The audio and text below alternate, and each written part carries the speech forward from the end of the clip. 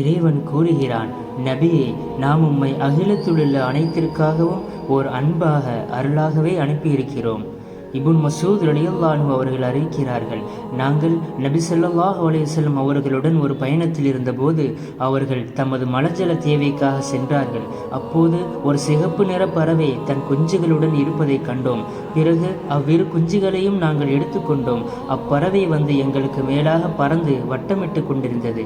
நபி அவர்கள் திரும்பி வந்தபோது இதை பார்த்ததும், இதன் குஞ்சுகளை எடுத்து இதை களங்கமடை செய்தவர் யார் என்று கேட்டுவிட்டு அதன் குஞ்சு அதனிடமே ஒப்படைத்து விடுங்கள் என்று கட்டளையிட்டார்கள்.